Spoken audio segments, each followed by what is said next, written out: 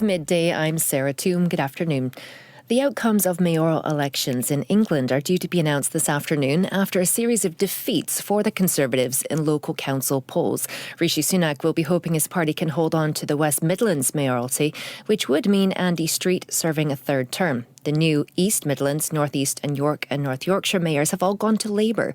Sir John Curtis, a professor of politics at the University of Strathclyde, has been reflecting on the council results so far. There is nothing in these results to suggest, contrary to the opinion polls, that the Conservatives are actually beginning to narrow the gap on Labour, and that so far at least Rishi Sunak's project, which has tried to recover from the disaster from the Conservatives' point of view of the Liz Truss fiscal event, that project has still got very little to show for it. And that, in a sense, is the big takeaway. The Hollywood actor Kevin Spacey says he cannot allow himself to be baselessly attacked ahead of a Channel 4 documentary which is expected to contain claims of historical sexual misconduct by him dating back as far as 50 years. He's denied the allegations, and his lawyers say he was given insufficient time to respond to them, something Channel 4 rejects. Delegates from Hamas have arrived in Egypt for talks aimed at achieving a ceasefire deal in Gaza, as well as the release of Israeli hostages taken during the 7th of October attacks. Our correspondent Anna Foster says Hamas and Israel are hoping to achieve different goals. From Israel's point of view, of course, its priority at the moment is trying to ensure the release of all the remaining hostages that are being held in Gaza. One of Hamas's key priorities is to try and get some sort of agreement towards a permanent ceasefire rather than a temporary one. So while it seems that the two sides are moving closer together, there is still a disconnect, I think, on that point, and I think also on the number of hostages to be released. A risk of wildfires remains across northwest Scotland after an extreme alert was issued by Scottish Fire and Rescue. It covers large parts of the West Highlands, Skye and the Western Isles.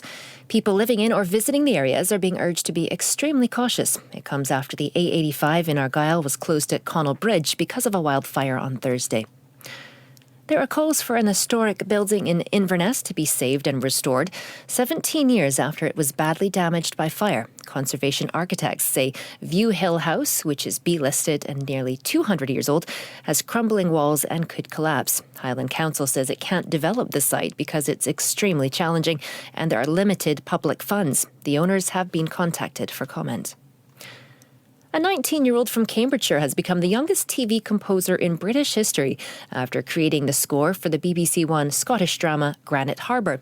Patrick Bennett approached the series' production team asking if he could write some music for them while studying at Liverpool, and things went from there. He shared about the moment he got the job. I got a phone call and he just went, an amazing opportunity's just come your way. And I was like, what? And he said, Colin McEwen, award-winning director, producer, wants you to write a bit of music for his new series of Granite Harbour. And I was like, okay, cool. Yeah, sounds. And then we went in for meetings and loads of stuff. And then eventually he just said, yeah, we'll give you the whole series. Let's do it. Well, to sport now, and Celtic have the opportunity to extend their lead at the summit of the Scottish Premiership when they host third-place Hearts. The Edinburgh club, though, have twice beaten the champions this season. Relegation-threatened Livingston are away to Motherwell. Aberdeen host St Johnstone. Craig Levine's side are only 1 point ahead of 11th place Ross County. Dundee United ended their Scottish Championship campaign in style, beating playoff contenders Partick Thistle 4-1 at Tannadice. At the bottom end, Queen's Park have ensured their safety after a win over Airdrie. However, Inverness Cally Thistle were unable to better their result. Thistle will now have to brave the playoffs to ensure their championship status. John McGlynn's Falkirk will be crowned League One champions today. Sports Sound is here on BBC Radio Scotland from 2, and Off the Ball is next. Kyron Wilson has opened up a 14-10 lead over David Gilbert in their World Championship snooker semi-final. They resume at 2:30. Jack Jones leading Stuart Bingham 11-9 at last check. And Formula One world champion Max Verstappen starts on pole position for this afternoon's sprint race at the Miami Grand Prix. That starts at 5 o'clock. To travel, the A90 Queensferry Road is partially blocked around Drumbray North in Edinburgh. That's because of an accident. And on the trains, minor delays on ScotRail because of earlier signalling problems at Partick. To Scotland's weather now. Mostly cloudy this afternoon for many as cloud increases from the south and east. Some showery outbreaks of rain, mainly light for central and southern areas, but heavy in the northwest. It's less mild today, highs around 15 degrees Celsius for most. For now, that is BBC Radio Scotland News. Next update at 2.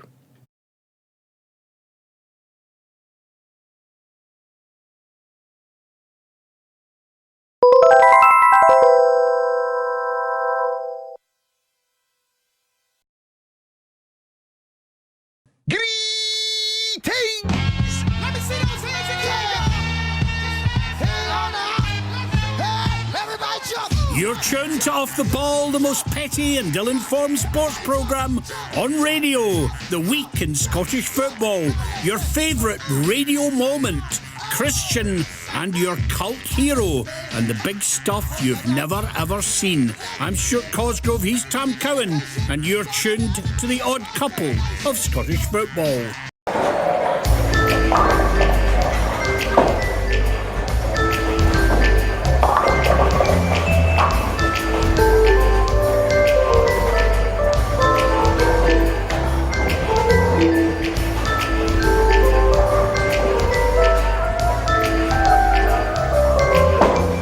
Indeed, welcome to Off the Ball. Tam, just about a packed show today because I'm sounding like Kenny McIntyre, haven't I there?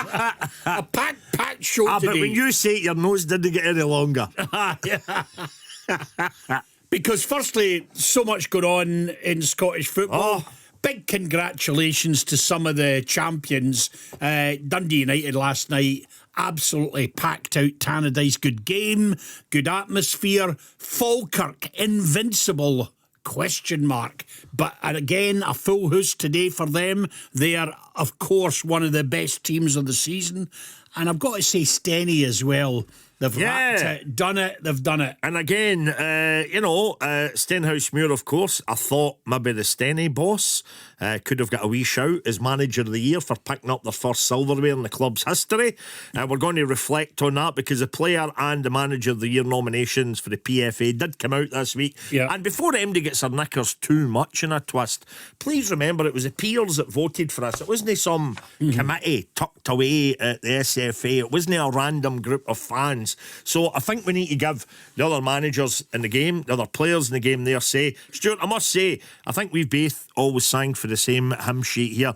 I was delighted. I think this season of all seasons, Philippe Clement and Brendan Rodgers, I always go with the thing, if it's manager of the year, who are the guys that have to manage, right? Yeah. When you look at the budgets and stuff, and neither, by the admission of their own fans, have set the heather alight this season. So I thought it was quite refreshing, and I don't know the last time it would have happened, Stuart, to see the managers that were nominated. Derek McInnes, who I think, if I had a vote, I would have given it to Derek.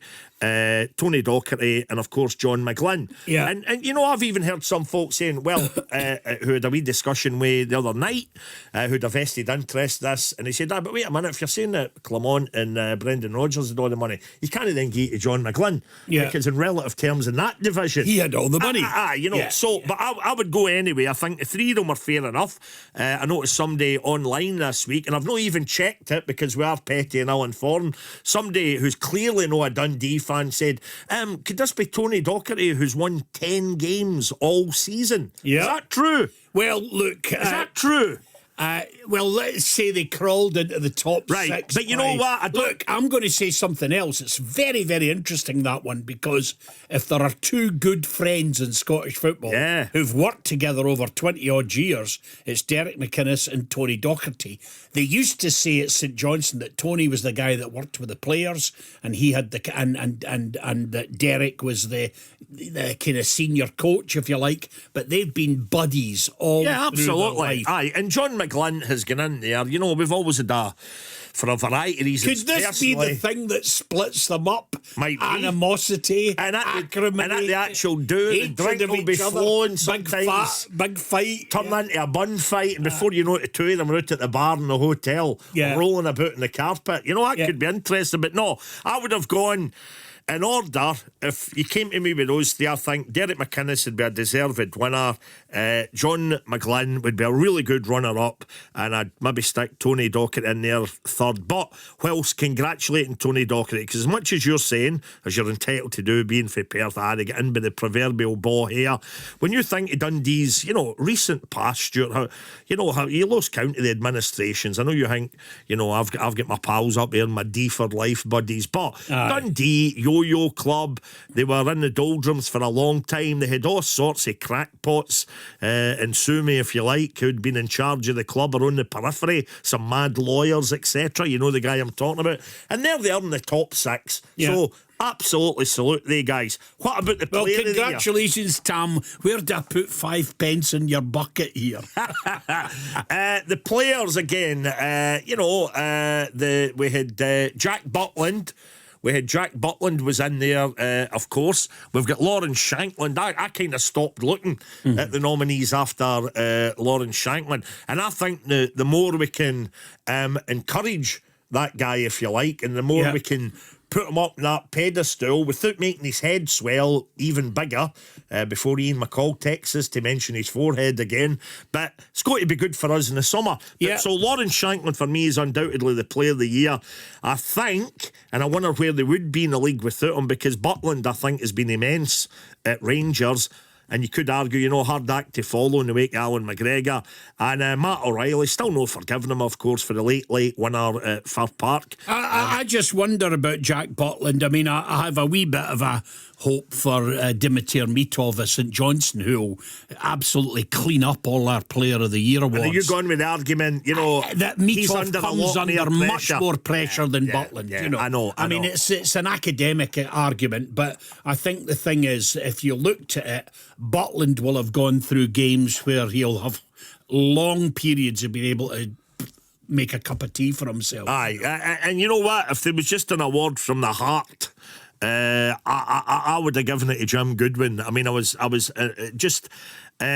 don't know Jim for Adam. I think he's done off the ball once in the past, but when you look at that guy's career over the past year and a half, take you back to Darvel with Aberdeen, the humpings either end of that game for the Edinburgh Giants, Hearts and Hibs, getting relegated with Dundee United under all sorts of pressure, but ultimately he's won the championship. He's going to back up. Tannadice was absolutely rammed last night. And good on him. I think you need to have a heart of stone not to wish Jim Goodwin all the best. But listen, it's all up for debate. Do you agree, or do you think that, no, wait a minute, it doesn't matter if they've got the biggest budgets, the most money, whoever wins the league, and it is going to be Philippe Clement or the bookies' favourite Brendan Rodgers, maybe you can argue they should be manager of the year. I've always looked at it completely differently. Give us your thoughts on that. Invincibles, you mentioned Stuart Falkirk. They're hoping to finish. Look, that's season. An astonishing achievement at any league. Because I don't care what people say about them having more money than other teams in the league. They still have to go the whole league. They still have to win their games. They still have to get over injuries. They still have to go over kind of, bad starts to a game. They're the big clubs, so they have to go over as well. Other clubs raising their game. We're playing Falkirk today. Let's go for the big boy. You're absolutely right. And I'm guessing that the financial gap, it can't be excessive, I would say, in that league. They're bound to have been a manager. We're not talking about the gap between Celtic and Livingston. You know what I mean? No. Percentage-wise, ratio-wise. There would have been a manager in that league in this season who was talking to his team before they went out and said the words, they're there for the taking. Oh, absolutely. And of course, the answer was they were never and there they're unbeaten. For the now, what we were wondering, just as an aside, we've got other football Two stories. big crowds as well.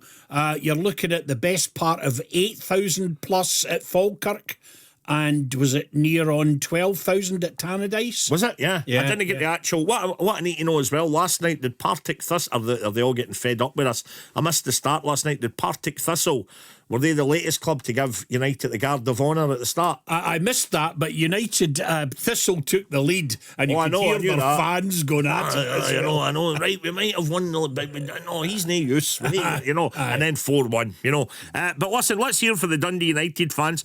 What are your hopes and fears for next season? Let's hear as well. I believe you were up in Bucky this week, celebrating them avoiding promotion. It was the first ever event I think that I've worked at where I would have paid them for the privilege. I was rubbing my hand red raw. Did we look at my diary a couple of weeks ago, see what I was up to, man? Oh wow, the Bucky Thistle annual lunch. It was yesterday, I must say.